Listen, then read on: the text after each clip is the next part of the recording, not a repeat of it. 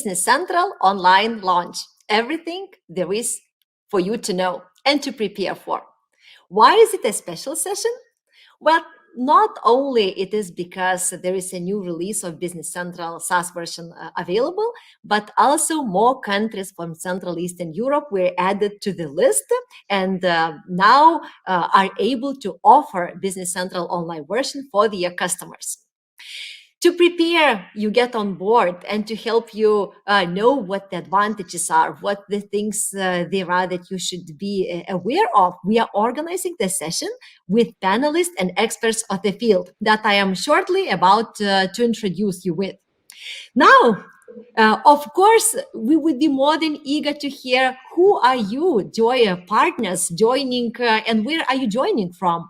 We have quite a variety of people as panelists joining from Czech Republic, Vilnius, and even Bosnia Herzegovina, which is very on top of our minds at the moment, as Bosnia Herzegovina, together with Cyprus, are the two countries that Business Central online version was added to.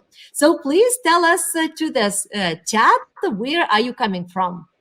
I believe, well, I see Laurinas already mentioning he is from Lithuania. Hello, Laurinas. Oh, Bosnia Herzegovina.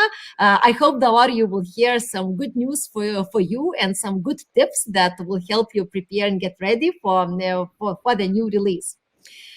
Now, you might be also wondering, so why Companial is doing this? We are CSP and direct provider, and not only, we are Dynamics fanatics. Interesting that you as a partner had all the means and all the tools to grow your Dynamics business and to grow the market in general. So what you should expect in the session today? We are going to focus on very different areas. First, we are going to discuss, so what are specifics on Central Eastern Europe? How are countries growing? What share do they have? How are we doing vs other countries, and so on.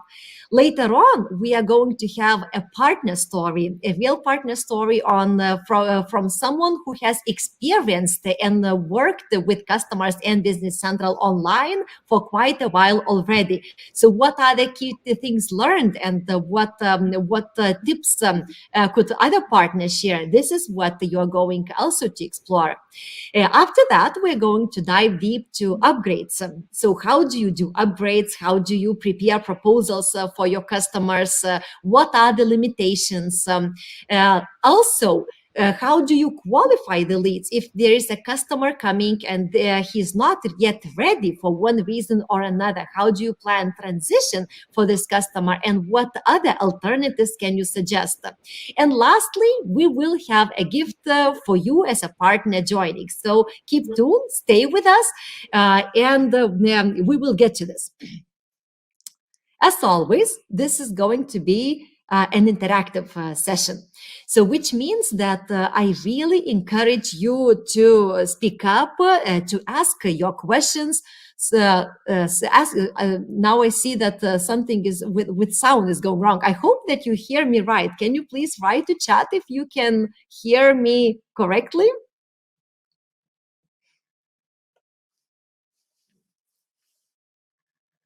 No comments. I hope that you can hear. Please let me know if you can hear me. Oh, super. So sounds looks like it's only me that feel like there's no sound there. Your participation is crucial.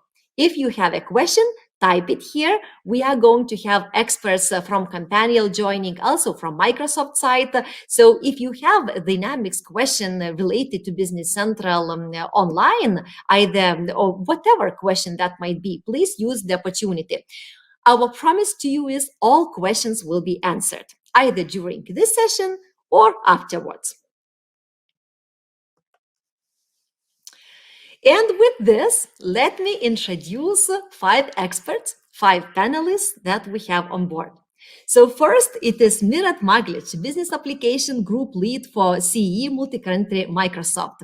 As I mentioned already earlier, this is the expert that comes from Bosnia Herzegovina. So he's really very much on top of the things local to us, and really ambassador to help all Central Eastern Europe together with multi-country growth. Hello, Mirat.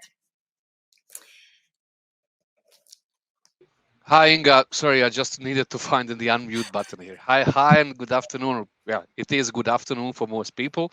Thank you very much for the invitation, and I'm really looking forward to a great event today. Yes, I'm looking forward for your insight as well. I always enjoy talking to you and your insights and your inspirational method that Business Central is everywhere. All customers need to be there and all partners need to be aware how to move for customers there. So I'm looking forward to the discussion.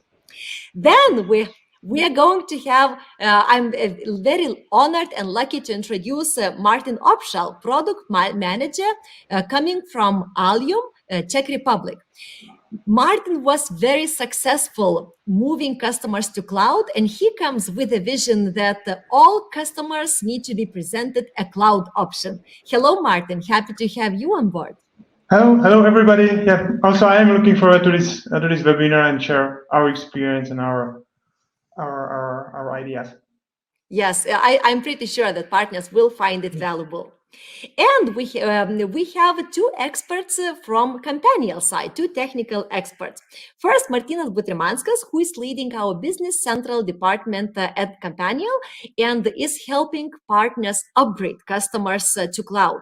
We at Companial are doing more than 100 upgrades per year. So as you can assume, upgrades is something that we know from the day-to-day business. If there is some kind of limitation, we will find it and we will find a solution how to overcome it. And Martinas is really the best person to discuss to. Martinas, are you ready to discuss and cover these challenges that partners might be facing and things that they should be prepared? Yeah, for sure. So hello, everyone. And I hope that some topics that I will discuss today will help you in the future. I have no doubts about as well. And Rimvydas Saulis, who is our Cloudline business manager, which means that Azure, how to deploy customers on Azure, how to remove any limitations, and to help customers prepare to go to Business Central online once they are ready, expert. So Rimvydas, I know that once I made a publication on my LinkedIn saying that you help partners qualify the leads wasn't correct from your perspective. But from my side, I understand that this is what you help partners with, understanding so how, what should they look for in the solution? How should they prepare the transition? Is that something that you are going to cover that in our presentation today? So first of all, hi everyone, always pleasure to talk to CE partners. Well, we definitely want our partners to move to the cloud. There are some different ways to move to the cloud, and we want our partners to be aware about all of the options and just not to stay on premise. So that's the goal. Yes, I'm pretty sure that we will discuss even more than that, but the goal is, yes, to help partners do more business with Dynamics. Cloud. And on cloud, exactly. Yes. Cloud is the future, not the future. Cloud is the present, I would say. And lastly, I will be moderating, and also I hope that my insights as a salesperson, because I have a lot of experience on helping partners demonstrate the solution and help them build the sales process and close more deals on SaaS, will be valuable for you. From the timing perspective, I should say that we scheduled 1 hour and a half. If we will make it, we will see. If there are more than questions that more time that we need, we will stay in touch. But this is the time frame that you could expect us to be with. So if you need a glass of water, because staying for this long does require some drinking habit for you to keep attention, please do it now. And with this, we would be ready to start the session. Please note that even though our technical experts, Martinas and Rimvidas will turn their cameras off, they will stay with us. So if you have a particular question, especially technical question, use the opportunity, ask the question, and we will make sure, well, if it will require more time to answer, we will take that time. But most of the time, we do that relatively quickly, so use the opportunity. And with this, let me once again congratulate Bosnia and Herzegovina and Cyprus as two of the countries with Business Central online version available in their countries.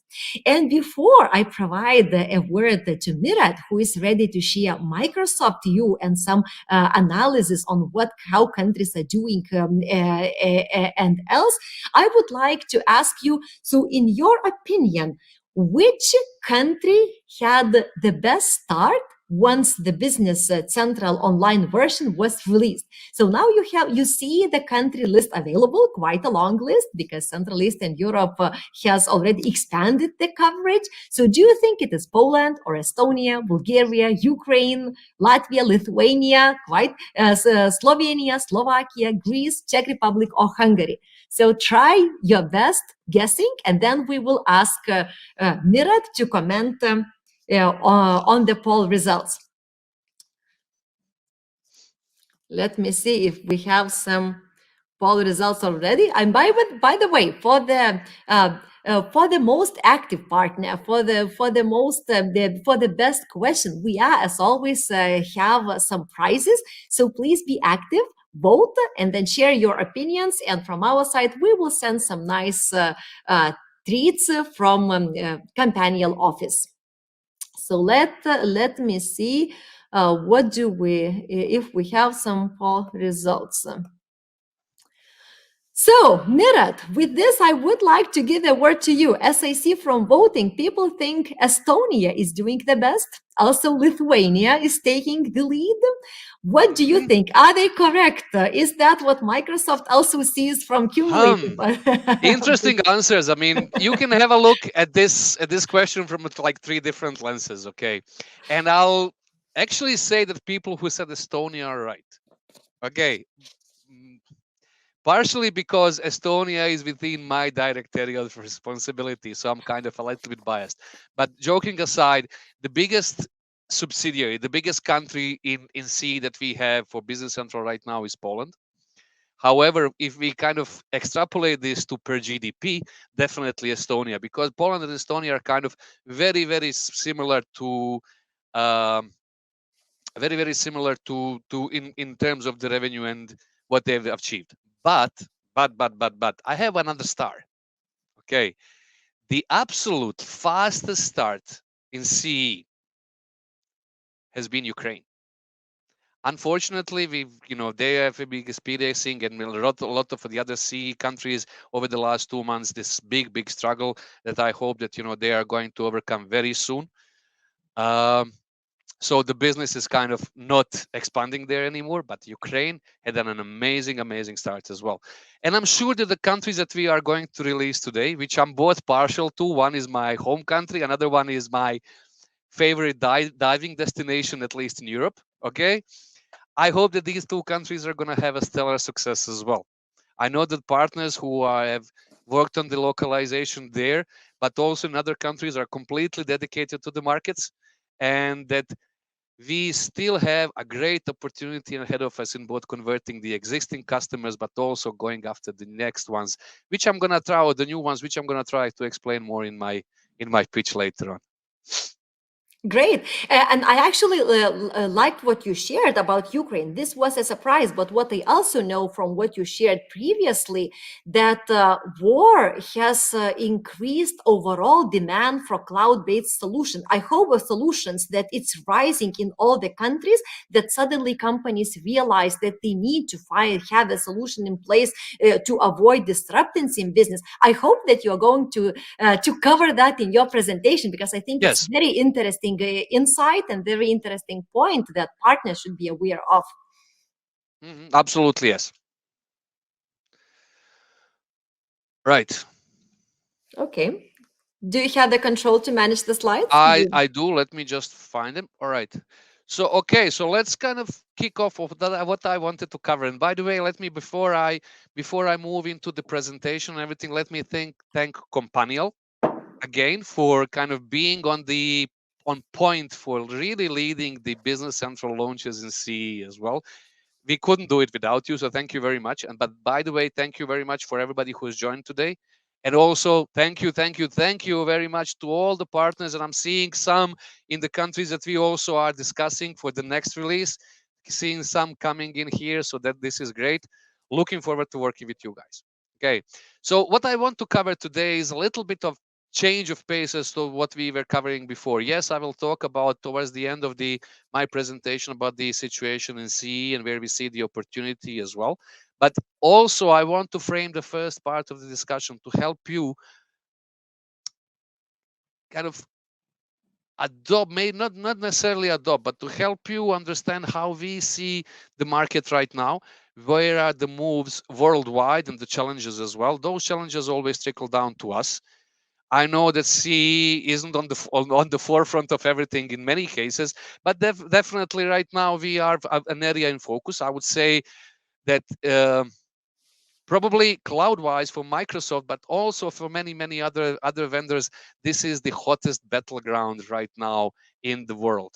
This is where the opportunities are coming, going, and this is where actually cloud is now proving its own weight in so many cases. But let me kind of talk about some disruptive trends that are reshaping business as we know it right now. We've kind of lived through the pandemic and everything. We've lived through 10 years of constant digital transformation, PowerPoint deck presentations, right? But those things are definitely here to stay. And then what has happened in the Western Europe, in the US, in other areas, is that some of these disruptive trends have been in place already, and they've been kind of generating the effects. So looking at the Western Europe, a lot more cloud, not just from Microsoft, but from many other vendors is being used and so on. But let's talk about some of these trends. So we see accelerated pace of change. All right, so the best example here is a mobile phone and how it kind of accelerated the way, at least for my generation, I'm 47, how it accelerated how we worked. Okay, I remember the old school phones, like we had just one kind of on the wall, so you had to, and if people were calling you, they could only reach you once you're home. All right, with mobile phones, you're pretty much reachable everywhere. With cloud, the same thing, but the world is also moving in that direction, because of the millennials, because of all of the changes in people, in culture, in technology being much more democratic, much more available. Everybody expects results yesterday, or at least much faster than before. And when you put this into the market, into the economy, it definitely has big effects on the economy. If you're slow, you die. You're not there. If you don't adopt new digital business models, and I'm not going to talk about the good old stories about Netflix and Uber, because everybody on this call knows them, but this is exactly it. If you don't adopt whatever you work, have a look at that screenshot. It says woodwork.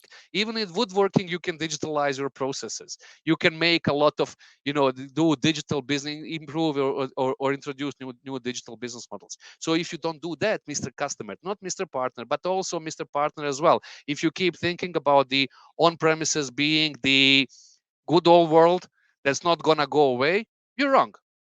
Plain and simple, you're wrong. The market in C, and I'll show you later, grows tremendously well. The cloud in business application is still smaller part of the market, but in 3 years' time, cloud is going to break this cusp, basically. It's going to become more than 50% of the business application revenue, even in CE. We need to think about it right now. We have tools, we have programs, we have licensing plans and programs in place that help you out, bridge this gap. Start the cloud journey today for you and for the customers, so that when the time comes, everybody is ready to kind of work on big disruptive problems that we're seeing. Global market volatility. Yes. Has anybody bought a PC recently? How long did it take you to get it? I ordered mine through Microsoft channels. It took me 9 months. How long does it take for your customers to buy new servers, to buy new storage these days? How long does it take for anything to, if you've been ordering from AliExpress or Banggood or anywhere else, personally, how long does it take and how much more expensive is it to get those things delivered now? And bear in mind, this is worldwide problem. Now we kind of scope into CE, and all of a sudden we have a security problem and market volatility because of that. We have the pending energy problem as well, which is very, very much kind of CE centric, right? At least for now. So how is that energy problem? How is that security problem going to affect the small and medium businesses? What is the technology that can help them out? Kind of bridge those gaps, save a little bit, kind of have monthly installments, monthly payments, rather than big lump sums and sunk costs that will help them out, that they may not be able to recover. And the last bit here is the hybrid work and gig economy, right? So we move, my children are like, I have 21-year-old, she thinks and studies, she's at university, she thinks and operates completely differently from how I do it. I also at 47 want to cut the 5-day work week. 4 days is more than enough. Okay, I'll put a day or two, an hour or two every day more maybe, but give me a Friday off. All right. So many disruptive changes that are going to come in the in future as well. You know, this no work thing. Have you listened about the more no work movement in the US, but now in the Western Europe as well? People don't want to work anymore in companies that don't provide good technology, that don't provide hybrid work, that don't provide opportunities to learn, to grow, basically, that want to do things old school. And why? And finally, they want to get paid decently. Right. So moving on, let me kind of talk about a little bit of numbers here. I'm not going to cover all of those, but trust me, if 72% of CFOs believe that they needed to rethink processes and operating models to be more resilient, in CE, this number today is 90%. It's got to be larger. Everybody is thinking what's going to happen with them. What's going to happen with the economy? We have this inflation. We have all of these problems right now. We need to kind of figure out how to survive those, how to move ahead, and wait for to weather the storm and wait for the sunny sea for the sunny times. Definitely, how we can make the customers adopt, be quicker, and at the same time not invest as much immediately. Of course, we always want the customers to invest. We always want to grow. We always want to earn more. But at the same time, we need to make this journey for customers a little bit more acceptable. Okay. So Microsoft is really at the forefront of it. Okay. We're not the only SMB ERP provider or the only business application provider. But you need to think about one thing or two things really is ITs in companies, in every single company exist to run business applications, because every business has communication infrastructure. It had years ago when you had people on horses and when you had fax and letters and everything else, communication always worked. It was slower, okay, but it was reasonably reliable. What you wanted is through this communication with your customers, with your partners, and so on, to build your business. So basically, at the end, you need somewhere to collect the data in your accounting system before. Today, it's called ERP, on top of everything else. Everybody's got email today. Everybody's got some kind of video conferencing. So video conferencing is what? It's not a purpose of it, it's a service. Video conferencing replaces a company car.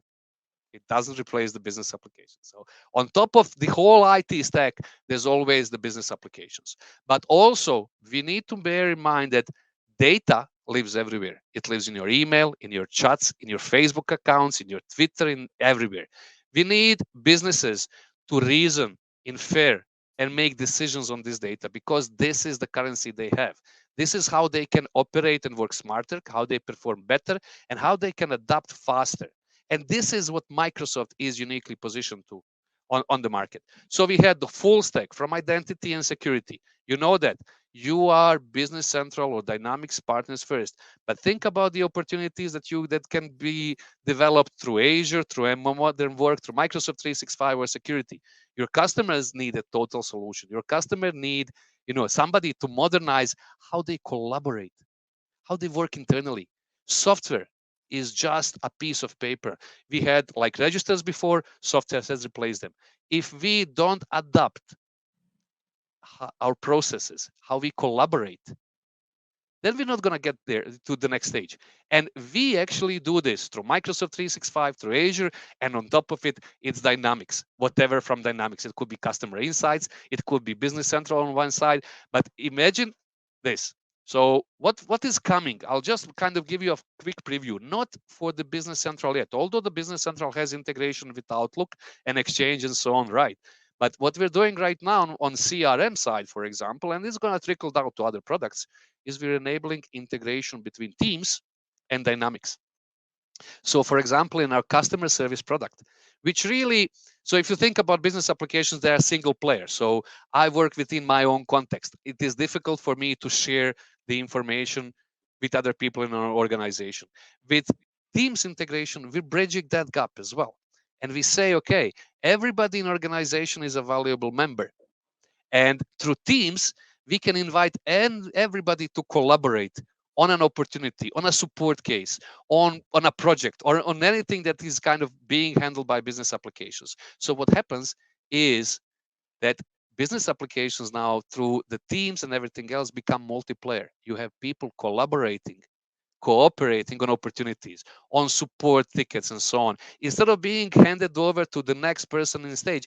And you know how customer support, I'm kind of getting from the topic right now, but you know how customer support is. You raise a ticket, somebody cannot fix this ticket for you, then they escalate and then they escalate, and you give up eventually.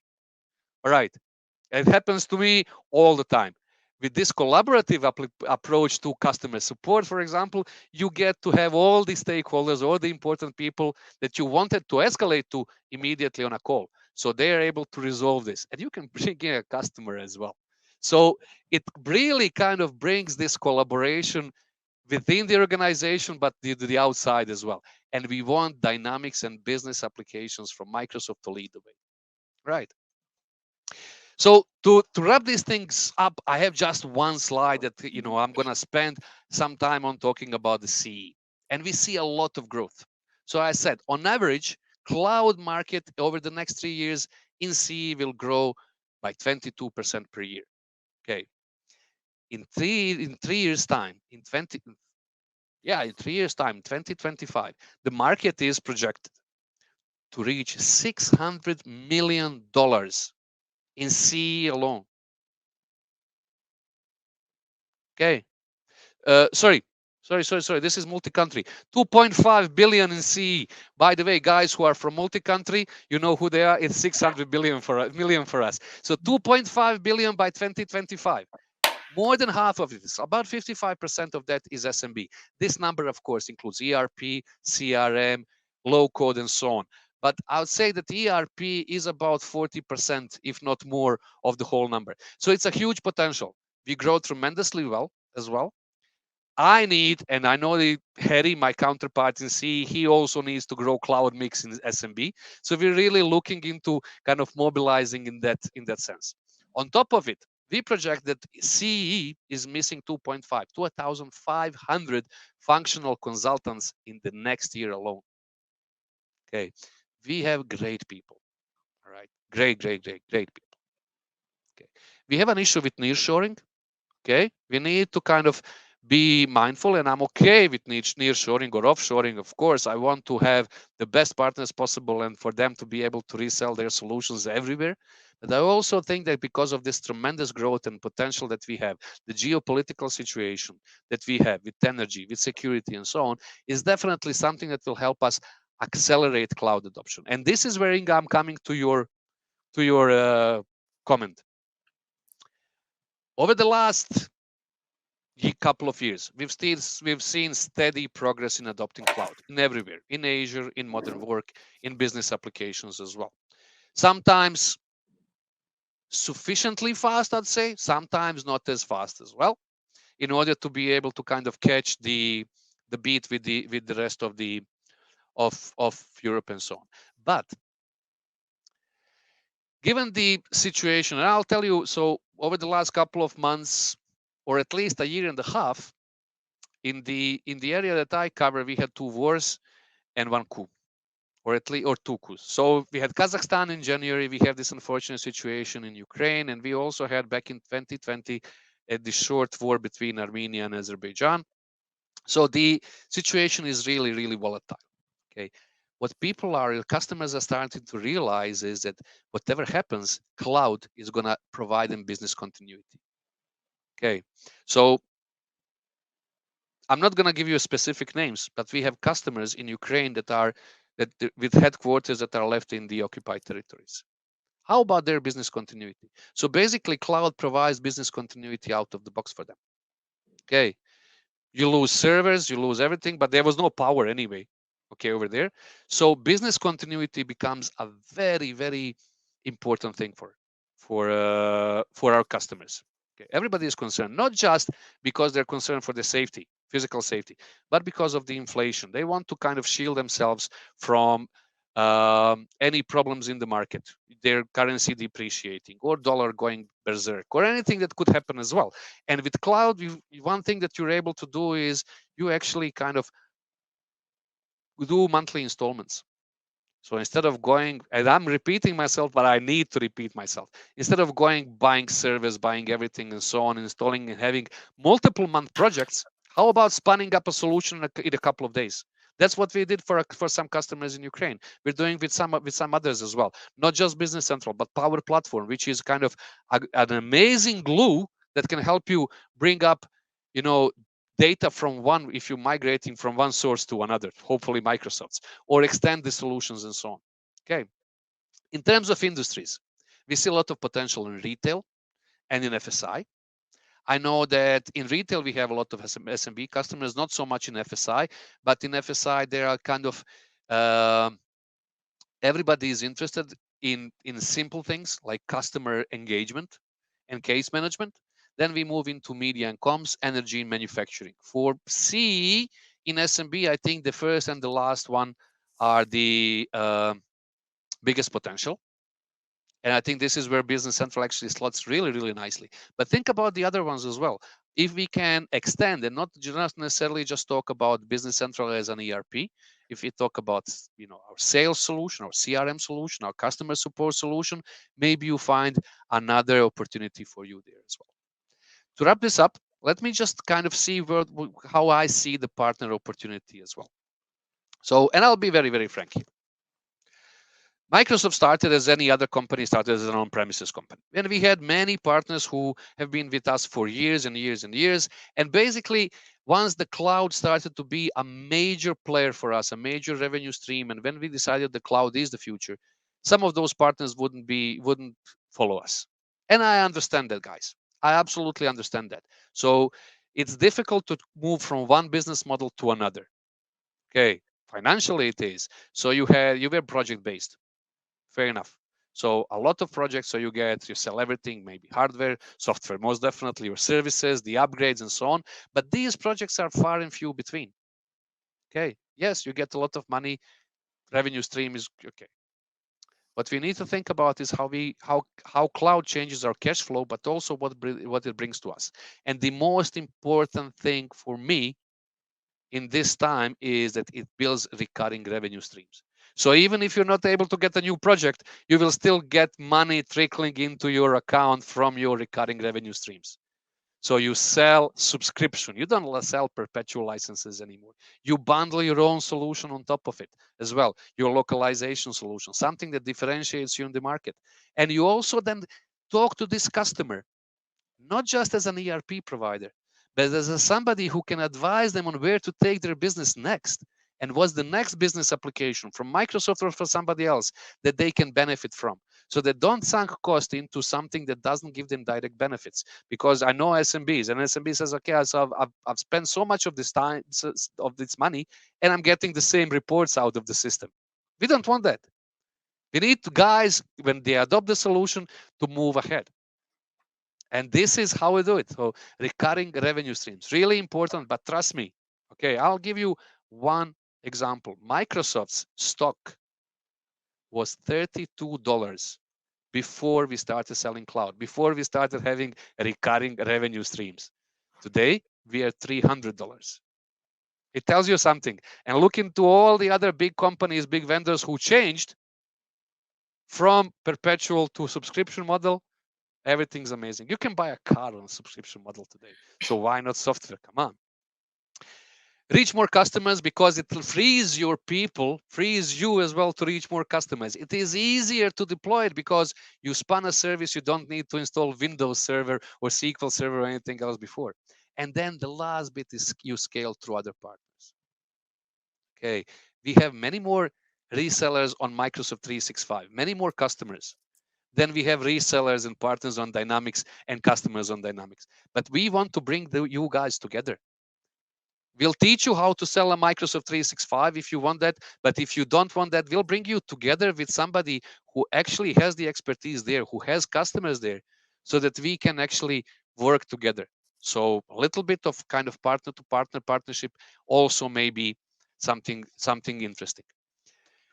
I like to finish everything that when I talk with a call to action. And Inga tells me that there will be more of this this topic. This is going to be covered more later on. I definitely just want to kind of give you a way to start. You guys, even without moving a single customer, getting a single new cloud customer, migrating a single on-premises customer, you can start your cloud journey for you or your customers today with what we call Bridge to the Cloud promo. I'm not going to spend too much time. It gives you the best of both worlds. You move the customers to cloud revenues, to monthly, to recurring revenue stream. That's good for you. We give you some of the incentives on top of that. Okay, the customers keep using what they use on premises and have 4 years from today to migrate to cloud. Okay, while at the same time enjoying a decrease of 60% from the ERP pricing. So Inga, I know that you're going to cover this more details. Guys, everybody, every single reseller in an enabled country can start doing this today. Move your BREP customers to Bridge to Cloud. That's what I would like you to do. And this is how you also help you drive what I've just been explaining. Thank you very much. I'm now open to questions. Thank you, Mira. This was such an inspiring call to action and tips that you shared. From my side, I can confirm and verify what you have just said. So on Bridge to Cloud, this is the number one offer that we really encourage all partners to have a look and encourage all your customers to take it. We are not going to have more slides on this, but yes, we will ask that question to partner coming that you will see shortly. And if you are interested, we have a Bridge to Cloud promotion with more details, with insights on what you should be aware of in the downloadables section. So please go to downloadables and check the materials that we have ready for you. If you need additional consultation, we at Companial have specialists who are focusing only on gathering information from Microsoft, investigating what it's in there for partner, how can they win more, how can their customers win more. So if you need the calculations and the deep call with an expert, please do so, and we would be more than happy to work on this. And Mirad, out of what you have shared, there were two key takeaways or comments that I am taking for myself. So one of them regarding this recurring revenue. I'm pretty sure that we are going to deep dive into recurring revenue with Rinvidas, but it's very true what you have shared about the shares in general. At Central Eastern Europe, we see so many acquisitions happening. So it is true that we want to continue our business, but sometimes we also want to sell our business or to acquire business. And the truth is that investors are looking at the recurring revenue. Companies who have stable, growing, recurring revenue in place, they are winning over those who don't. This is a fact that we see on the market and that I see many partners sharing. Then additionally, you mentioned about talent search and that talents, again, hiring talents, finding talents, this is another, probably number one thing that partners are sharing and asking. So how do we overcome? How do we find them? And what you, Mirat, mentioned, that people do not want to work with old technologies. solutions. And I keep remembering the personal story from X1 Click Factory, well, now Companial, when my colleague said, well, you know what, sometimes I think I would like to find the opportunity outside the company. But when I think about it, I don't really see too many examples where I would be working with newest technology only. And we at Companial are really focused that we are preaching, we are doing what we are preaching. So it's only new versions, only new installations. So this is the thing that helped her. She's still with us. So she is happy that she has that opportunity. And this thinking behind this is true for many, many people now on the market. They don't want to work with old solutions. Even old people don't want to work with old solutions, old versions. And with this, yes, and with this, Mirat, don't tune off. Let's check. Let's see if we will have some questions, guys. Partners coming. This is the opportunity to ask Microsoft colleague. So, what is the vision? How can they help? Where can you look for help, and so on? Use this opportunity. And with this, I'm very welcome to see Martin coming. So, Martin, hello. I am eager to hear whether you agree with what Mirat has just shared. And I also am looking forward to hear, so what is your story? As I know from conversations from you, you mentioned that from now on, all Allium customers get cloud-based option. So please, floor is yours. Yes, I agree with this because, every new customer, the first order what we send to the customer is the cloud base. Of course, there is certain reasons why we in the end switch to the on-premise, but this is as let's say, this is not the first option from us what we present to the customer. What I am going to present you is our story about one company called Allium and one of our product or our extensions to the business center called PIMX. Because PIMX as an extension for the business center, we got certain experience also from the West Europe, so we can also present how our two partners think about the business there.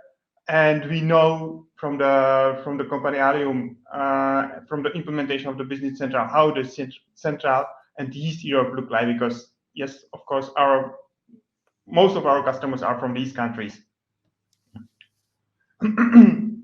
Okay, let's start with the story. Basically, the company Allium grew up around the year 2009 when we got a huge customer in Czech Republic. Of course, that time we do all the things on premise, and we got an awards technology awards finalized. So it's a really nice solution. And certain years after this, we do the rollouts of these solutions to other countries where our customer is located. In the end of this, the customer has around 800 users in NAV in Czech Republic and another couple of hundreds users in another country. So it's really big installations of NAV. But also for us, it's quite clear that we will not be able to reproduce this success story again because there is not so many big companies on the market. So around the year 2016, 15, we are thinking about how to reproduce this success, and we decided to split the complete big solutions into the small parties, the small extensions and small vertical solutions what we'd like to offer to the market. And around year 2017, Microsoft told the idea about the cloud, and we see the opportunity to use the cloud and use our know-how, what we got, to the new customers in the cloud. That's the reason why we prepare an extension, the first extension in 2018 and publish it into the app source. That time, it was crazy times because also not the Microsoft has had the clear processes regarding the certification. They didn't have the clear instructions. So it was really crazy times. And for example, for me, it took 1 month to get the right support team from Microsoft, because yeah, nothing was there at the time. Everything is different. I will move to this. And so this is our first experience, and we did this extension with the vision of the cloud, and the cloud would be the possibility for the customer. That time, just the possibility. In 2019, we got a first customer. It is small customer, it is small company in Germany, because that time the business center wasn't released in Czech Republic, but it was the first experience what we got. Of course, 2020, the business center was released in Czech Republic, and for us, we moving to the cloud, and also are thinking how we want to present our solutions to the cloud, to the customers. Because when we got these first experiences, we realized that for us it's much easier to maintain the customers running on the cloud, especially for the small or smaller customers with just, I don't know, up to 50 users, because usually they don't have the strong IT and they don't want to take care about all the servers. So for them, and also for us, it's a good point to start with the cloud, because there is lots of pros what we can present to them.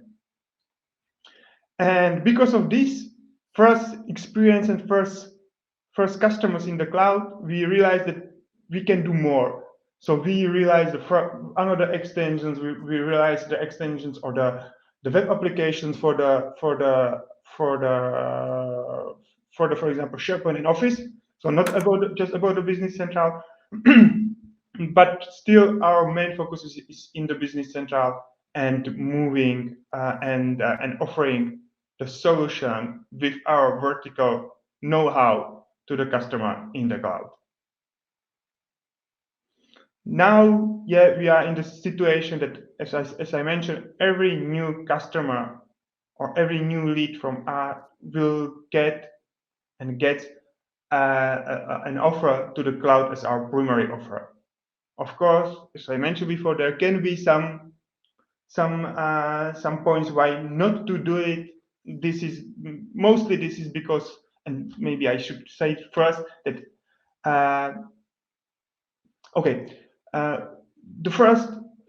the customer who has more than 500 users in NAV, because yes, to speak openly, Business Central and NAV as a formal name in Central and East Europe, it's not just about the SMB market, but let's say that also smaller enterprise companies take it because of the price. So for these small enterprise companies, we select on-premise because we are over the limits of the recommendations from the Microsoft. So if we want to have, I don't know, 1,000 users in the Business Center, probably we will take on-premise.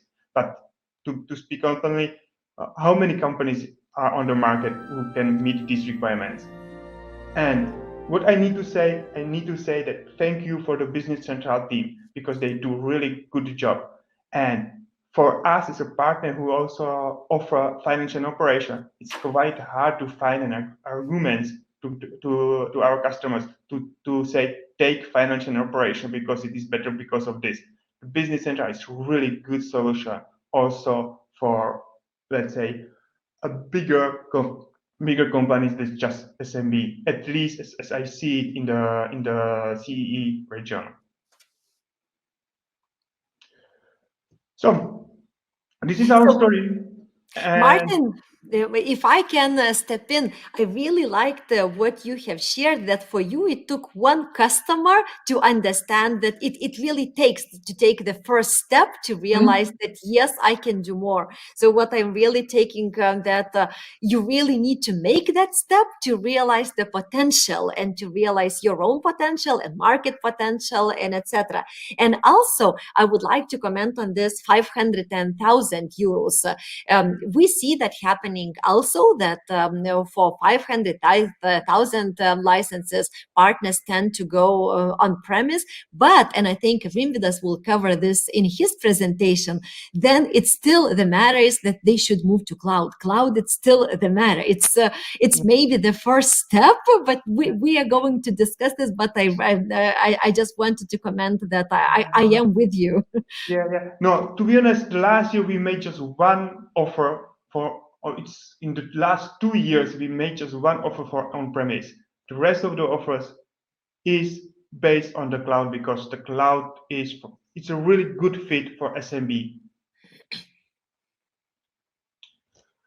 Okay. Oh, yeah. There is another order of the slides. This is something what I'd like to present you, how we get the leads. Of course, for this I took only our vertical solution. So vertical solution, what is in the app source and what can be basically ordered by our customers or by our partner. And here the message is quite clear. We got 22% of our leads from the app source. So app source is not just the tool how to keep the customers in the latest version, but also it's a channel where we and you can sell your solution. For us, it's one of the main channel where we offer our extension to the market, or our extensions to the market and to the partner. By the way, because the extension, the PMX can be offered in the Europe. We got also partners or leads from, for example, Belgium or Netherlands, of course, in Germany. And the feedback from the partners, for example, from Belgium and Netherlands, is that they are 100% focused just in the cloud. If we have in our partner agreement some paragraphs about the on-premise installation, usually they cut it off because they are not interested in this. They are really focused just in the cloud. And from these countries, it goes over to Germany, where partners still keep these paragraphs because of on-premise, but usually we do the new installation in the cloud, but they want to have it there.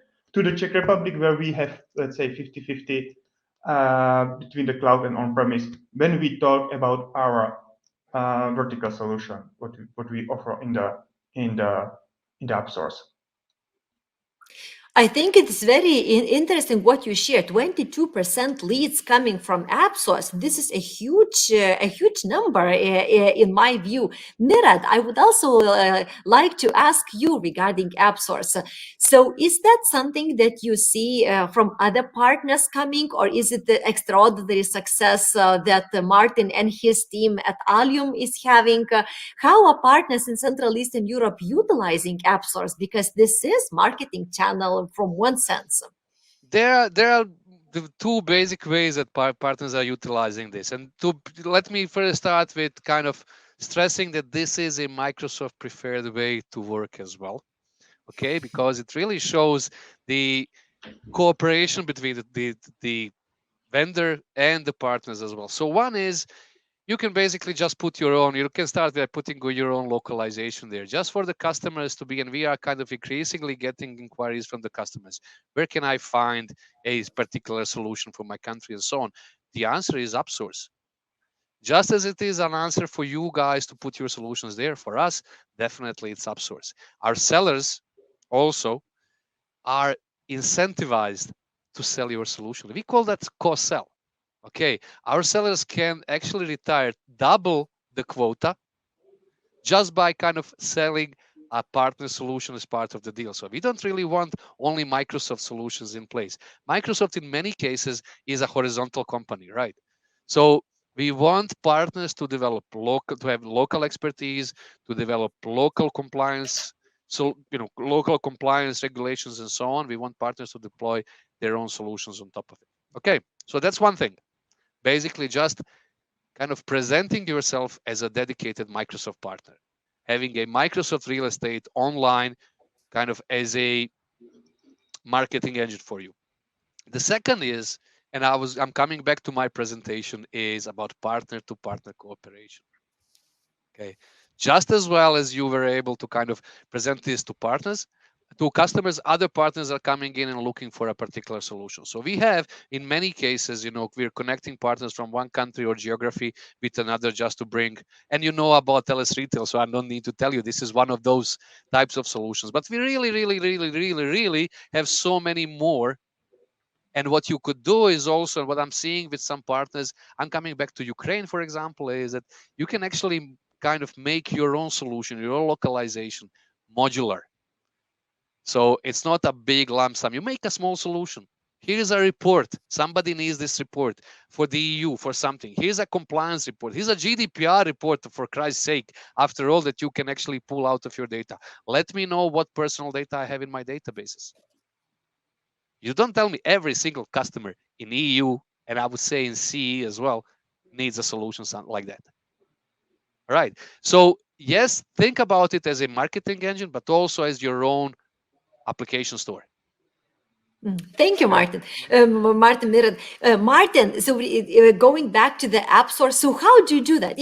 So now you have experience and now you have a good success with cloud, with your customers. Is it enough to put your solution on app stores and then leads just are coming? Or if there's what was one thing that you could share with partners, this is what we do, this is how you can learn. What is your secret? The app source itself, it's a really nice tool with the directions to the partners and to the business center as an application.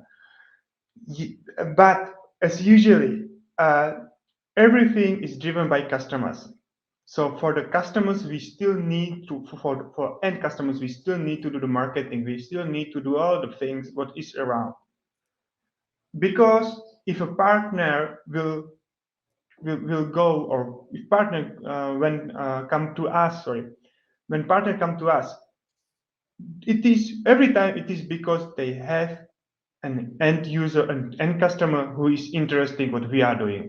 So for us, it's a really nice tool to present our experience, our know-how, and our, let's say, possibilities. But in the end, everything is driven by end customer. And so everybody, so you still have to work. It's not like yes, you yes. you make a solution and then you wait for money to come. It's not a magic. It's not that something where we are able to put just the our know-how and say yes, please buy it. Maybe that's the reason why we have only 22% from AppSource. But in the end, AppSource is also the platform what we use from the technical point of view. So really delivering the latest version, keeping our customers and our partners on the latest version, etc. Because this is really big advantage of using cloud, to have the latest version of the Business Central and latest version of all the extensions. Thank you. So also referring to what Mirat has shared about offers. So as I know, well, you are partnering with Companial, you are transacting CSP licenses with us, and you are very good of introducing your customers with the best offers that Microsoft has. So in percentage, how many of your on-premise customers are introduced with the promos that Microsoft has with this bridge to cloud, and how they like it? What maybe tips would you have for other partners joining who will only start the cloud way? Yeah. When we talk with our customers who use on-premise about the migration to the cloud, every time it's a discussion about return of investment, because usually they have, let's say, quite old version of an AV, and now they need to do the migration project again, because probably this is not the first version what they have, but the second one, so they have experience, and they need to do the migration project again. So for them, they know that they can run their daily business in what they have, but they see also the possibilities of the future, or the requirements of the future, that they will need to change their business because of there's lots of things what happen around us. It's COVID, it's the Ukraine. So every time there is a new opportunities and new channels what our customers needs to adapt quite fast. So all of this is arguments to them to move to the cloud. Unfortunately, because of this situation of all NAV, our customers made a bad decision when we talk about that they should to do, and they stop to pay maintenance. Because for them it's some kind of of the the safe step, but it's not, because yes, the issue in the end is that we are not able to use this bridge to the cloud and these promotions from the Microsoft because of not valid maintenance. So first, uh, in every of these projects, the first discussion is with the Microsoft, what we need to do to have valid maintenance, what we need to pay, what is the possibilities. Present it to the customer. If it is fine for them, then we can start and use all these promotions and all these tools and move them to the cloud. But still, speaking openly, we have certain number of customers who use the on-premise and use the old version of NAV in on-premise because of they don't want to invest big amount of the money again because they did it, for example, 4 years ago. Thank you, Martin, for such an honest answer, because I think that quite many partners can relate to that. So if now for us to wrapping up and going to other sections, what is one thing that you might want to share with the other partners as key takeaway? If there is one thing that you want to leave them with, what would that be? I think that it's quite clear.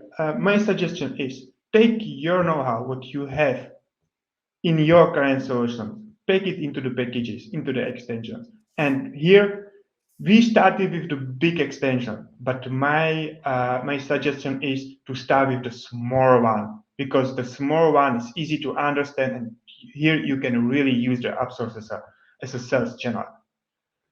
And the second point here is also to partners, because our experience is that, and also we did it this way during the last years, or during when we implement on-premise, is take a look what our or other partners has, what is their experience, and just let's share our know-how, let's share our experiences in the business center, in the vertical solutions, because in the end we will grow together. We will grow together, and we can use what we have and what you have together, and bring it to the customers. I think this is a very good note. And with that, I would like to remind everyone that Companial is having Companial Connect, with its partner event for Central Eastern Europe. I hope, Martin, that you are there. I hope that, Mirat, you will come also to sunny Vilnius and join us. But also for those joining, I agree with Martin. We need to cooperate. We need to share the experience. We need to work together in order to expand more. And Martin, I think you would agree that if partners would like to talk to you and to get more tips from you, that they can talk to you directly, and they can link with you on LinkedIn as well as contact directly, right? Yeah, sure. I am open to any kind of the discussion and collaboration, because nobody knows when we get a customer, you or we, where we can work together. Of course. And with this, let me invite our upgrade expert and discuss, so how are we ready for the upgrades to Business Central SaaS? Martin, Mirat, please don't check out, because you might have other comments to add. Before I provide the word to Martinas, who will share the experts and his expertise and limitation that we see, I have a poll to ask you attending. So, while asking for cloud-based ERP solutions, no, this is not the poll that I was looking for. Some kind of mistake here. Yes, this is the one. Is upgrading to Business Central online more expensive than on-premise? Do you think it's definitely yes, meaning that you know that for sure? Do you not know that, meaning that I have no clue?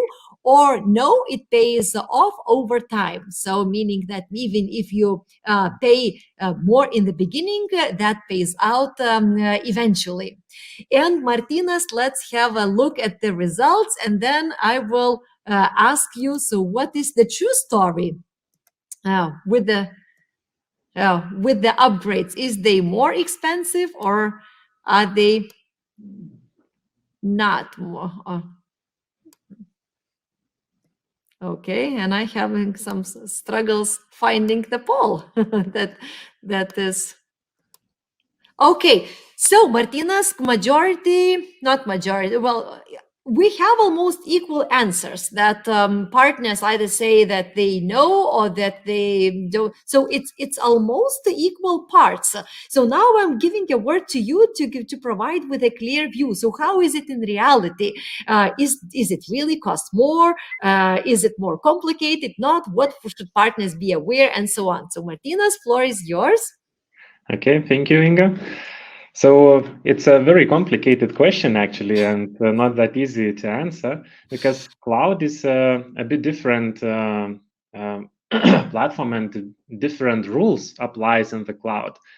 So you might take this one step of, let's say, the first upgrading migration into the cloud, which might be a bit more expensive, but then you will have very easy and smooth moving forward and keeping up to on the latest version. So it's not to look into just one-time fee, but you need to look into a broader picture, what you get. And if you would say, for example, a security piece, while being on-prem, majority of the customers are underpaying for their security, but being on cloud, you are as secured as possibly can. So are you comparing those two kind of numbers, migrating to on-prem still being unsecure, while migrating to SaaS and being fully secure? So if you add those all additional costs that many people don't see as of the benefits of the SaaS, I would say that migration to the SaaS even might be a cheaper and cheaper and better option. Great. Well, I take it very personally that my partners, which are Central Eastern Europe and multi-country partners, are not really aware of the tool that Companial has, that they can really test their upgrade solutions in very cost-effective, meaning free of charge way. Any partner who wants to have an upgrade for their customer ready could do that in less than 5 days, simply asking Companial to do so. And Martinez, I hope that you're going to introduce the tool today, and I really hope that more of my partners will realize this coming. So Martinez, but I will not be interrupting you anymore. Let us review the slides, because I am pretty sure you will show the analyzer and you will introduce on how partners can utilize that. Okay, thank you, Inga. Okay, so let's start with the presentation I have. And for the beginning, I would like to highlight that cloud is a little bit different beast than what we have as an on-premise world. And there are different rules that apply in the cloud. So if you had a complex solution in on-premise, it will stay complex in the cloud, and migration might be complex as well. But by looking into the cloud, you always need to remember that previously on-prem, you didn't have so much options of how can you implement things, how can you use the systems. And many of the on-prem old installations used the NEB as all kind of tool for everything. So if we want to have a controlling system for our machines in manufacturing, or we want to have all kinds of integration, so everything went through an EV because it was easy to adjust the system, nice possibilities to write code. It is already bought licenses for SQL, for Windows, and for the ERP, and many partners did the installations doing customizations that are actually not meant for the ERP system. Those are more like the full scope of the customer's needs. And now with the SaaS, we have much more possibilities here, and we can do much more. We can enable the full Azure functionalities, the Power Platform, and everything is there to make the full implementation of what customers needs in much better way using the correct tools. Now, the first question, once you talk with the customer, so once you look into the customer, so are they ready for Business Central Online now? So there are some things you might want to look into to help you to answer these questions. So if, as an example, your customer is sitting on his current version and he is fully happy, he thinks he is secure, he doesn't understand your kind of comments around why going to the cloud. So he's fully satisfied and he does not need anything. So might be a bit tough and complicated to convince this customer, and maybe you need to wait with it. And do the customer have a demand for new features, what cloud offers? So all these kind of as well, Power Platform, Teams, integrations with the Business Central, everything that we have so nicely built by Microsoft. So as well, you always need to check with the customer, does he really need it? Because it might be one person company that he communicates with himself in his mind, and all the tools provided by Microsoft, he doesn't see a value for those.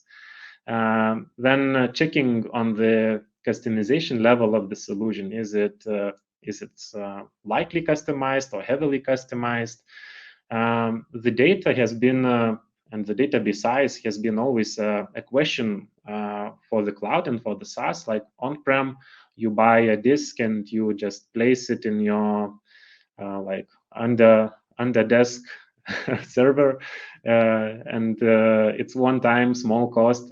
While in the cloud, data matters, and you need to check how big is the customer database. Do you need all the data that exists in the database? Is the data actually stored in a correct way? Does it need to be in the ERP system? Maybe it's placed somewhere else. And as well, what is the number of the users the customer has? Because with each user, you get additional gigabytes that are for free in the SaaS. But you need still to do this investigation on the database size. Is another question about the how in big need is the customer for his customizations? Maybe they are outdated. He don't need majority of them. Maybe it's easy for the customer to adapt to a new way of working, how standard Business Central is working. Maybe it's just a few power apps you need to build for the customer that satisfy those customizations. So you need to look into various ways of how to deal with those customizations. In the beginning of the SaaS journey, the add-ons were a big issue. So many installations have multiple add-ons, and customers really need them. They cannot live without those vertical and horizontal solutions. But now we see it's no longer a case. Majority of the solutions are already in the app source. Even if the one that the customer is using is not there, then the competitor is for sure there and could be used as a replacement. But still, it's a thing to keep your eye on before discussing with the customer. If the they are applicable for the cloud. Maybe they don't have the solutions there, and well, you still need to wait a year or two until the ISV that you need is ready. And the last piece is about the web client. So majority of NAV users were using the Windows client, which you install on the PC, and at the beginning, especially of the cloud journey, the web client was not that satisfying. It was a bit slow, not that reactive. You had some limitations on how can you do the interface and so on. But now I don't see a big difference, web client versus Windows client, and in some cases the web client is even better. But of course, there are very, very few limitations that web cannot do what Windows could. So you might want to check on those with your customer and discuss the possible options moving forward. It is not a showstopper. You can do re-implement in many different ways, but it is still maybe something to check on.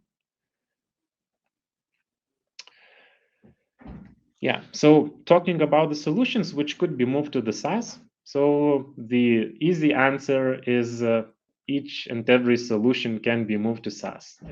It's a more question about how complicated it is to move the solution to the SaaS.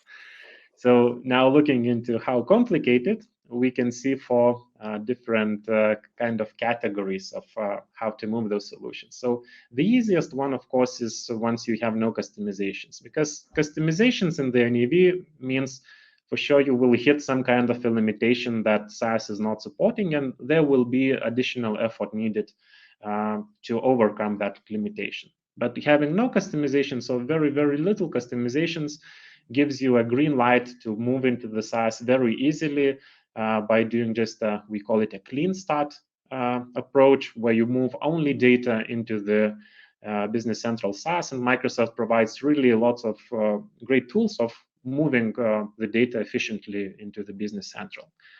The second option is, I mentioned as well a little bit before, is customers that has a lot of obsolete customizations. So how do you find those customers? So you can check on when did they have the implementation. If it is like 20 years ago, for sure they have millions of not needed customizations. They asked at the beginnings to build something, then next year again, again, and you are building like a big bricks tower on top, while they are living on the top floor only, and they are still having all of those layers in their solution. So if it is a case, again, clean start is best option. Move only data, install the ISV solutions, and then check with the customer. Go on, do the demo with the customer, ask, do you miss something? What is that do you miss? And just build those additional customizations that they need. It will be much easier and more efficient way of moving such customers to the cloud. And then we have two other categories of the customers that is more or less not 20 years of all the customer, but they have a solution for several years and they need the customizations they have. The majority of the customizations is needed. Like if more than, let's say, 50% of the customizations that are in the solution is needed, it is, from our experience, easier to upgrade all customizations, whether they are needed or not, than to rebuild, redevelop those from scratch. So it's like you always need to measure that. So then we have either the customizations are light of the customer or the customizations are heavy. In both cases, we would suggest to move into the SaaS by just bringing together the customizations and trying to overcome the limitations of the SaaS. So what do we mean by saying light customizations or heavy customizations?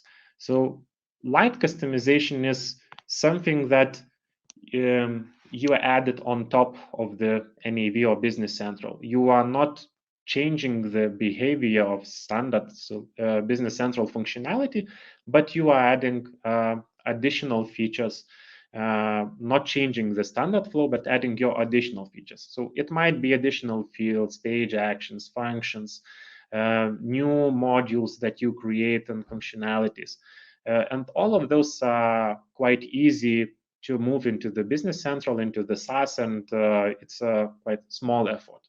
By meaning heavy, it is a destructive customizations, meaning that you have a standard NAV flow of functionality, and you have changed it so that the NAV does not behave the same on his own.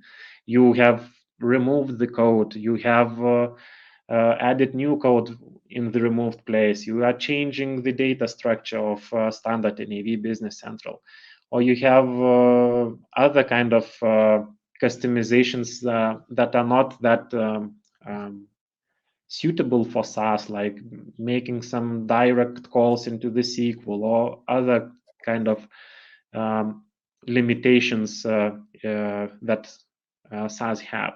And all of those destructive changes are not a showstopper as well. So majority of them is possible to re-implement or find another way of doing it, but it takes a bit of more time. So talking about the limitations of the Business Central online, these are like 4 main categories that we can look into. So the first one we already covered a little bit. So it is a database size limitation, and so not a limitation, but maybe a few years ago it was a limitation. You couldn't move the solution into the SaaS by having too big database.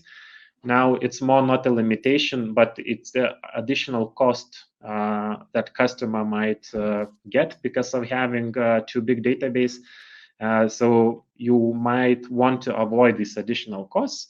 And then there are several ways of how you can deal with those big databases. Another category as well already mentioned is missing ISV solutions, add-ons in the app stores.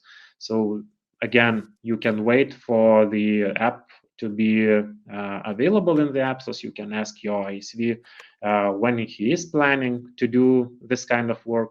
If you use like a very small ISV solution, only a very small part of the ISV solution, maybe you will decide not to wait and implement those features for yourself as a tenant extension, or you find another provider that is already on SaaS.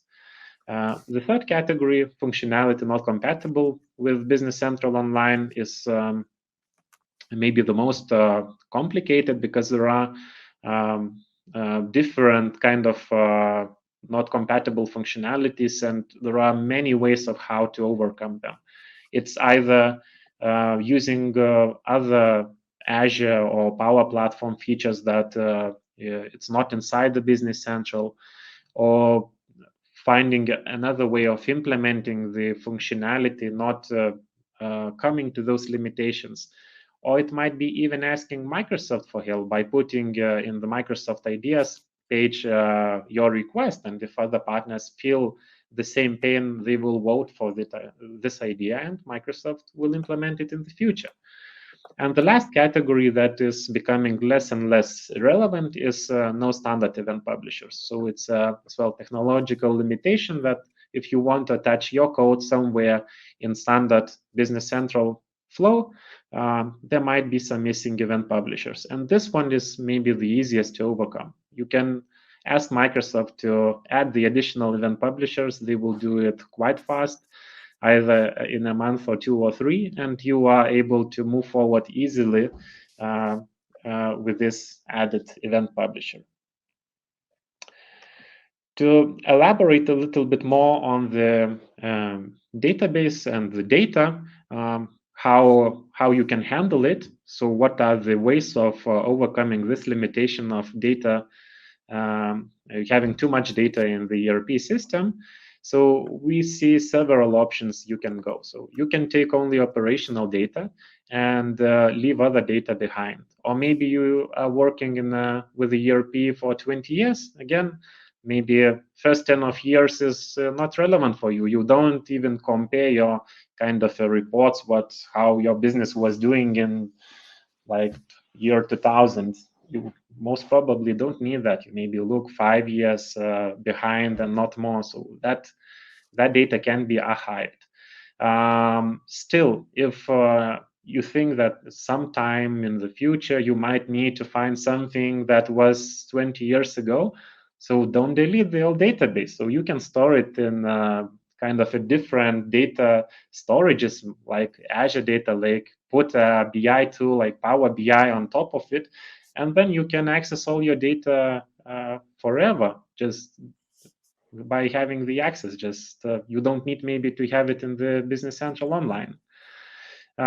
Deleting data that you do not need is as well quite important. So it might be data like having some kind of logs, how what users are doing in the system, or other logs like how some integrations are working and changing and sharing data. Usually, such type of log tables are the biggest ones in the database, and it's very easy to clean them, and nobody actually needs that data. That data is needed only when you need to find some kind of error in the system or why some things happen, but it's very recent information that you need, and you do not need to care about what was even a week ago. And the last thing is about storing attachments or storing files in the database. So before we had this blob field in the NEV, it was easy to have everything in one database and stored in SQL. We had all the files, documents, and other stuff inside the database. Now, when migrating to Business Central Online, you need to look and find those all records and all fields and tables. You put those attachments to and extract them out of the NEV, put it somewhere in Azure storage, add links to the system, and keep that data there. It, in many cases, reduces the database size in times, not in percentages. Yeah, and one additional piece as well about limitations I mentioned was missing apps in the app source. So in April, in the beginning of April, in Directions North America, Microsoft mentioned there are more than 2,200 apps on the app source. Today I have checked, it is almost 2,400 apps on the app source. So in 1 month, there's additional 200 apps. So even if yesterday you have checked and the app was missing in the app source, there is a big chance that tomorrow it will be available because additional like 50, 20 apps is added a day. So it's amazing numbers, and it is growing still very, very fast. And if you do not have your app that you used before, maybe competitor already there, and you can use the competitor app.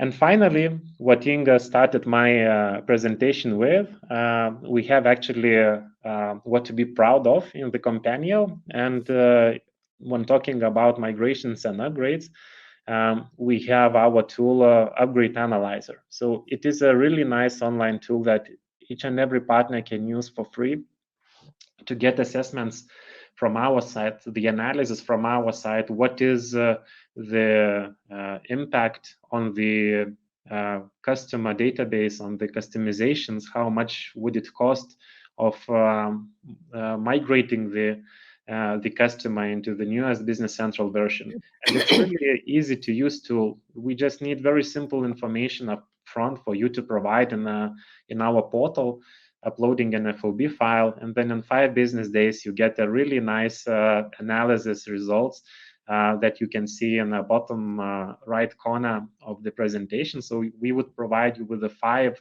options out of the box how it's possible to migrate your customer into the Business Central. Of course, as Martin mentioned, there are still customers going into the on-prem because of reasons. So we as well provide the on-prem options. Either it is a clean start, as mentioned before, moving only data, or the full upgrade, moving all the customizations. And as well, you will find the 3 options of moving into the Business Central online version. So it's again the same clean start, moving only data, or the full upgrade, moving data and customizations. And one very interesting option that we have is actually the lift and shift. It is a kind of how how to say, a goal for the customers that want to start using and getting some of the benefits from Azure, whilst they still cannot move directly into the online. So lift and shift means that at the first step, you move into the newest Business Central version, while still being on-prem, but you can go being hosted on Azure, like in our self-provisioning, and stay there until you resolve the remaining of your limitations. Maybe that one app that is missing in the app source that will come tomorrow, or maybe some other limitations or ideas you posted on Microsoft ideas page.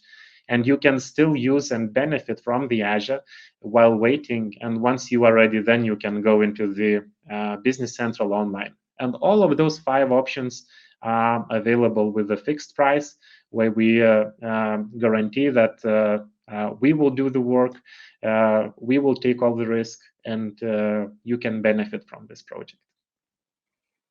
So I wanted to comment on this. So yes, partners from Central Eastern Europe are not utilizing the tool. So we have partners who are requesting an upgrade proposal for each of every customer, and there are some who apparently, when I ask, so why don't you do that? I know that you have customers who need to be upgraded. Why don't you use this third-party tool to analyze? They go, yeah, but you made the effort, so we're not sure if we're going to buy and you are going to work. And this is once again where I want to take the stage and say that's not the case. We at Companial encourage you to use each opportunity that you have with your customer. It's not required that you buy a proposal with a Companial. However, with the upgrade analyzer, you will receive a proposal. What would it take for you to do for Companial to do the job? Which means that all you have to do is take the detailed analysis, take the options, talk these options with your customer, add your margin on top, and here you go. All your customers are ready. You do not need pre-sales people time to invest and to prepare analysis. You can take a ready analysis. And we really encourage you to do with every single opportunity that you had there. That's why we built the tool in the first place. And Martin, I saw that you were smiling once Martina shared these bricks top on top. So I guess that you could relate to that this is what your customers are about. Yes. We have. I smile because of the limitation of the Business Central. What is suggestion to how to move it to the cloud? Because yes, as Microsoft presented, this first limitation of 80 gigabytes is sometimes we discuss it with the customers, and yes, say you just need to buy another space, and it will be just another cost for you. Even we have a customer with 2 productions environments. This is also possible as far as I know. And yes, all these stories about how to migrate from on-premise to the cloud because of old code or not available add-ons and so on. We have also experience with it because of our add-on. So sometimes we have to stuck in the version like magic version Business Central 14 or the old NAV, but still at least from our point of view, there is for the vertical solution, there is a possibility that we do one step to the Business Central with the vertical solution and keep the rest of the things, for example, in NAV. Because for us as a ISV or for add-on provider, it's much less effort to do it this way. Would you know how does the tool look like to you? Well, you are our partner on stage. Do you think the investment that Companial built to design such a tool for partners is valuable for the market? How do you like it? Yeah, I like it. And I think that we use it several times. And yes, it's really helpful when we have lots of customization and lots of things in the Business Central. So yeah, it's a good step to migrate to the cloud. And saves pre-sales time, right? Yes. Okay, and with this, I would like to invite Rimvidas to share his story. So Martinas ended very nicely that there are some cases when you cannot upgrade your customer to SaaS, to online versions straight away, but we do have a path for these customers. But before I give the word to you, Rimvidas, once again I would like to run a poll. And this is the poll I was looking for. So, if you have a customer, imagine you have a customer coming to you as a partner and asking for cloud-based solution. I am pretty sure that you from Bosnia Herzegovina and Cyprus will have quite many customers now asking for the cloud-based solution once the online version is available. So what are they asking for? Are they asking for smart organization performance, meaning they want to become a better organized organization? Or are they looking for more security or upgrade cost and time, or staying up to date? So which is the one reason, the major reason that your customers are asking you for? And let we see if we have results.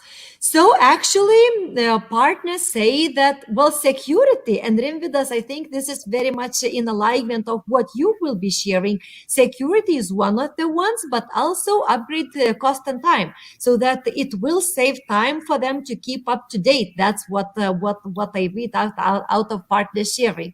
Let us see how we see in the reality. And I am eager to hear your story on what transitioning path do you see for partners who are not, whose customers are not ready yet for online version. Yeah. So, of course, why do we at all talk about those different options moving to cloud, right? Because in theory, you just move to cloud and that's it. You're in the cloud. But in reality, probably the real life situations might be sometimes a bit more challenging, might be a bit more lengthy in the time frame, might be a bit more complicated, right? Because you as a partner and as well as a customer, if you are the customer, you have a customer, you may be in the different situations in regards of your solution. You might not have a product ready for cloud, so you start looking for the cloud solution. You might already have a customer who has a specific request, and maybe your solution is not really meeting their request. So you look for some additional apps, like in App Store. So you look for the platform that could meet this specific customer requirements. You might be as a partner, you might have tried different ways of business of the cloud, right? And you might thinking now, okay, so what shall I do now? Shall I invest in some certain competencies, say cloud competencies, infrastructure competencies, development competencies, or shall I focus on the solution, on my focus area, on the dynamic solution that I have? And frankly, well, we talk with partners, like hundreds of partners every day in Companial, right? And the vast majority of Dynamics partners, they just want to focus on their solution that they have. They don't want to invest into any infrastructure competencies even in Azure, in Windows Server, SQL Server, and so on. All they want to do is focus on their solution, which is absolutely right thing to do, because that's probably where your money coming from. But in terms of migration to cloud, and as I said, and Martinas was also mentioning, there are certain situations when customers cannot move to cloud so fast as maybe we would like them to go, right? So there are, as we see from our experience, there are still few ways to move to cloud. So even if BC Online might not fit the customer at this moment of time, or maybe it seems for them very complicated if they take into account all the showstoppers that Martinas was showing, and maybe they feel a little bit frustrated that this migration to cloud project is like so complicated. It probably will take, I don't know, 3 years to move to cloud. We don't want the partners to be paralyzed by this complexity. There is still the way to start migration to cloud step by step, and then at the end of the day to basically end up in the BC Online. So what are those ways, like moving to the cloud in a step-by-step, maybe in the phased approach, right? So that is basically the thing that I'm talking about and what we offer to the partners as an interim solution. So the interim solution is pretty simple. You upgrade to the version that you can upgrade. It might be BC 14, it might be the latest and greatest BC 20. Then you basically move to Azure, to the hosted environment, and you utilize some of the benefits that you can get from as a cloud benefits, such as no infrastructure cost, subscription-based pricing, and security, and so on and so forth. And then you deal with those limitations that you may have. Maybe your solution is not ready for cloud. Maybe the app is missing from the app source. Maybe the customer is somehow hesitant whether this cloud thing is really up to them. I'm sure all of those limitations will be resolved in time, and then hopefully you will move to BC Online sooner or later. Well, of course, better sooner than later, right? And sometimes, as I said, those customers, they may have very, very complex modifications. They may have a very long legacy history, and we have such a partner who has a customer whose a cloud migration project will last approximately from 2 to 5 years, right? So it's a huge customer. It's a very complex customer. They need to take a lot of into account before moving to BC SaaS. A lot of limitations must be resolved. But the thing is that this customer, they want to move to cloud. They understand the value of cloud. They don't want to bother with infrastructure. They don't want to bother, with service, SQL service, Windows service, and so on and so forth. So they want to start realizing the cloud benefits fast, while they are committed to resolve all of those limitations before going to BC Online. So they would also choose. They're choosing our platform to host on our Microsoft Azure self-provisioning platform. It will take probably a couple of years for them to resolve those issues. So they will stay on this hybrid model for probably a couple of years, and then they will move to cloud. So the message is that if you are not ready, or if your customer is not ready for BC Online, just don't wait until they are ready, that one day they are ready and that's it, they can migrate.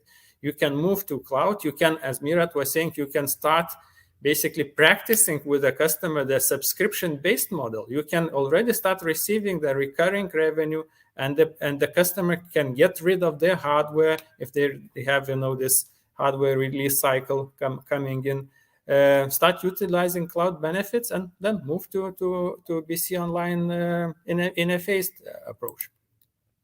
And I will not go into the detail in those situations where Business Central migration might be a little bit postponed or showstop. So Martinas has touched many upon them, such as there are so many modifications, or maybe some database size. They can be they just don't have exact strategy how to upgrade, or maybe there are some technical other requirements with some VPN requirements or some integration requirements. So, well, there are millions of those reasons not to move to cloud, but we shall say it's not the reasons not to move to cloud. It might be the migration might be a little bit longer, or might be a little bit, made in the smaller steps, so to say. We'll not spend too much time there.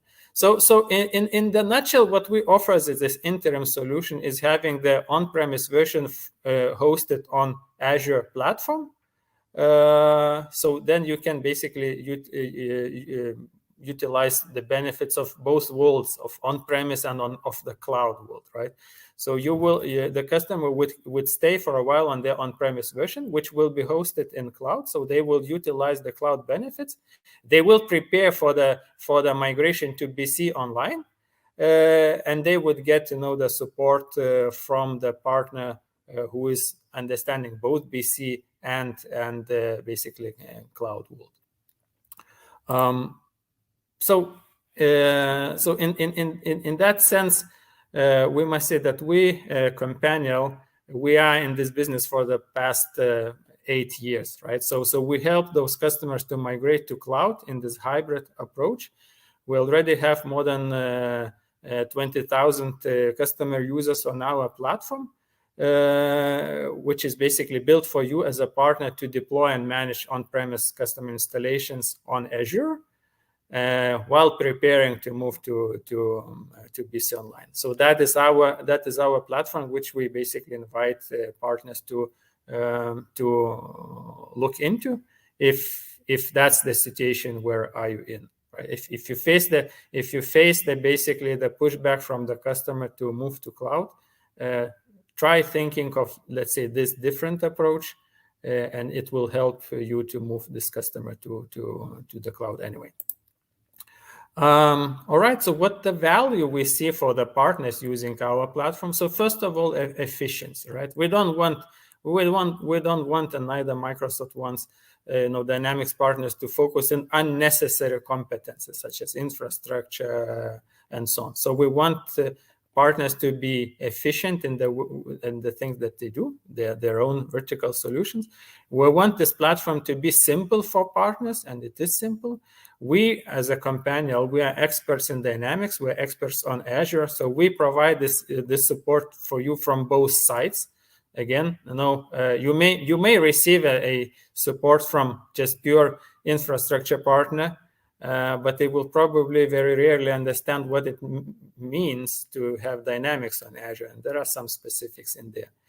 As Mirat was saying, this is the way for you to start to know your recurring business practice, the subscription business practice. You move to cloud, you're already in the subscription business. So this is the way for you and the customer to start the subscription-based, no costly, CapEx investments, just OpEx, and that's it. And of course, we want you partners to be confident in what you propose to your customers. So our platform is certified from the security point of view, is backed by Microsoft. It's already trusted by more than 160 partners around the world, and thousands or tens of thousands of users around the world. So this is the value that we think we provide to you as a partners in your transition of your customers to the cloud. Again, just to be sure, our platform sits only on Microsoft Azure data centers. We're not in every single Microsoft Azure data center around the world, but in the most important markets we are. So whenever you host with us, you are still within the Microsoft Azure family and infrastructure.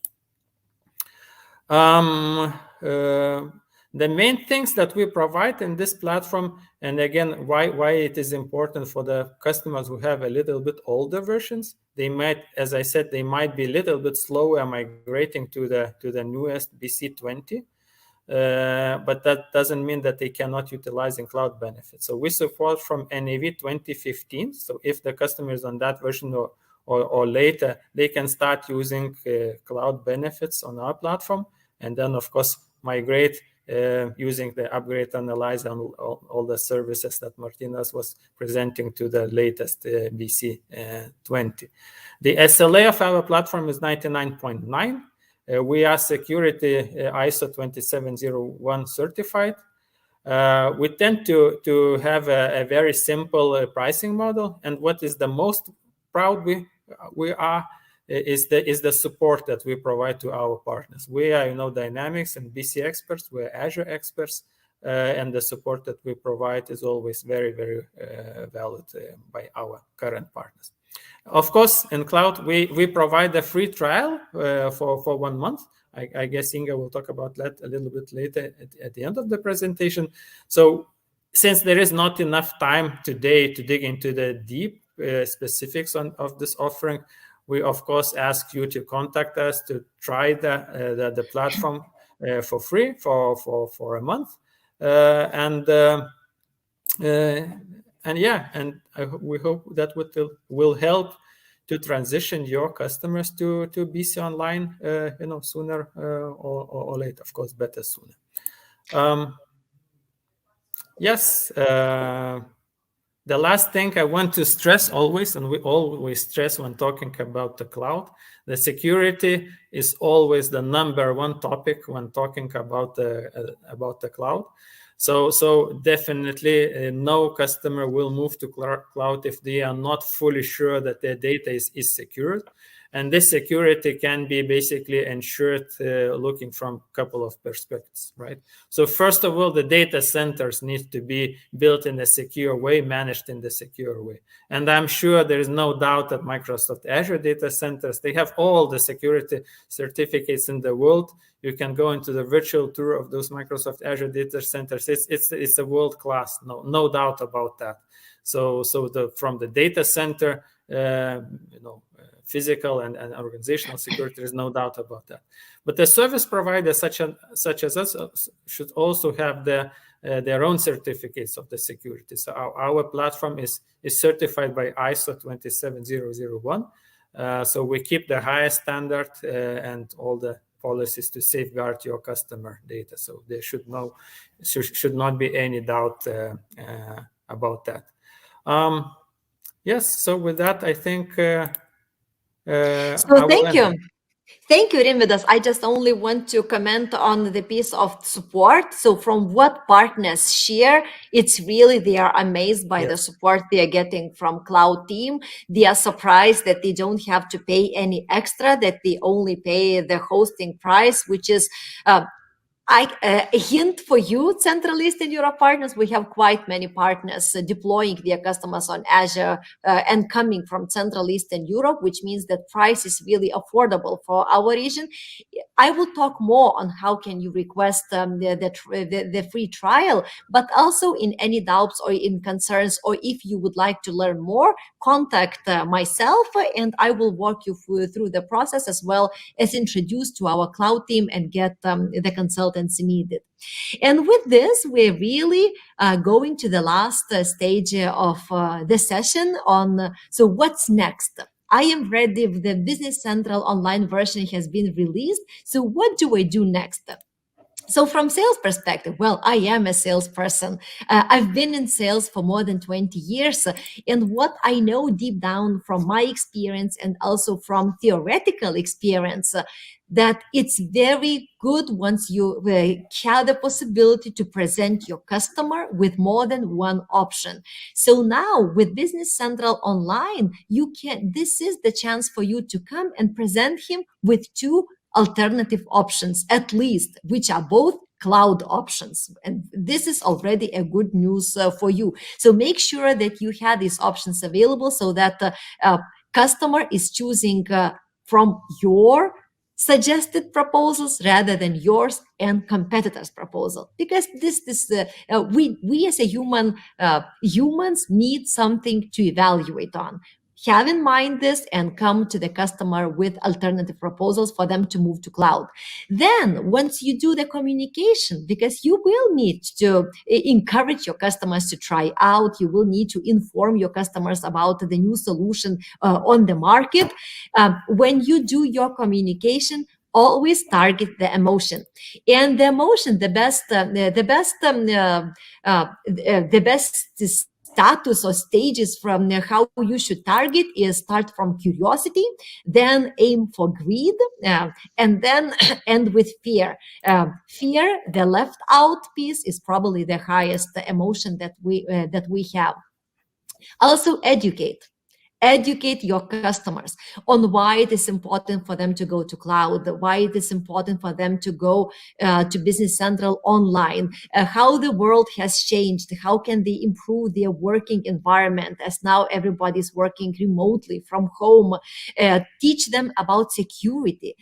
We still see that when we talk to partners, that the customers are still being worried. So how is technically be that solved? Is it really safe, and so on? These questions still do pop out. So take the stage and educate them on the security. excuse me, and also follow us, Companial, on CE Microsoft Dynamics Partners. This is how our LinkedIn profile is called, where we are sharing many insights that we receive from Microsoft, webinars, blog posts, handouts. So follow us on LinkedIn, as that's where how we try to communicate. Now, and for the last, what are my very particular steps that I could take with Companial, and how can Companial help you on your way to cloud? First, I would encourage you to join our Companion membership program. This is the program where you become our valuable partner, and we increase the support to the maximum level, meaning that you would get access to the platform, CSP transacting platform, even on-premise transactional platform. Then you would have account manager who takes care of your interests, have monthly or be monthly reviews of your business, and provides insights of how can you grow your Dynamics business.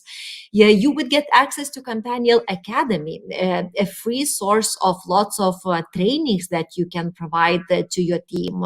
And funds that you can use for any other services that you like.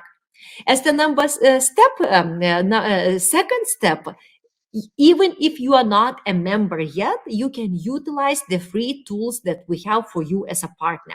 And these tools we covered today already. First, request and upgrade estimate for your customer. This is free of charge, and with this you will receive all files in a very nice way, all the objects, reports, customizations, everything what we will find in your solution will be nicely packaged and delivered you in a nice way. You will have this as a clear estimate that you can discuss already with your customer. So which option works best for him? What vision works best for him? Also, this is a gift that I was talking about. For the first 10 partners only, we are providing the review, a detailed review of your upgrade scope together with a technical expert. Please request the upgrade proposal, and I will come back with this gift that you are eligible at the moment. So be fast, first come, first get, and request this consultancy today, if possible. And also Companion self-provisioning. This is the platform that Rimvidas was talking about. We really provide premium support for our partners.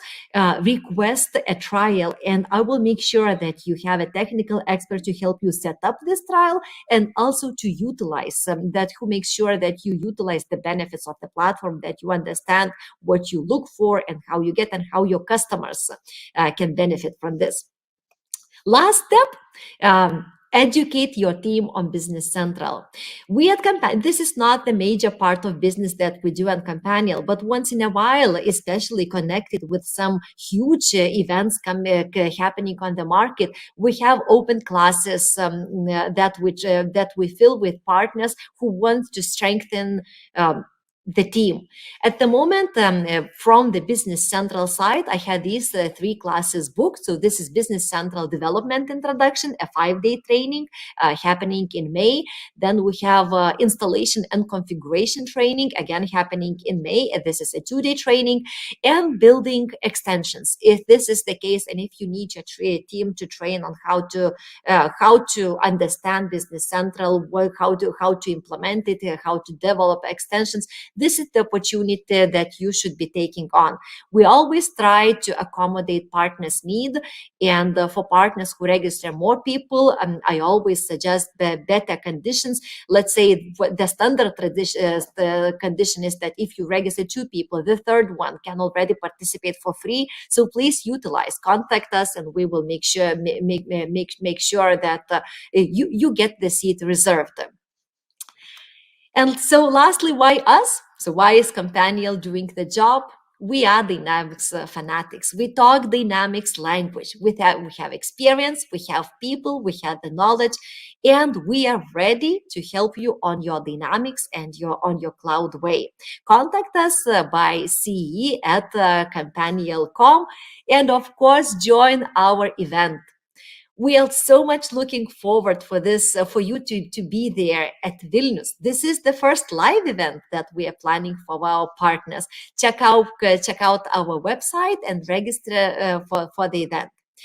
And with this, let me check. I know that I've seen personal questions popping in the chat whether the recording will be there. Yes, we will have the recording and we will share that with you.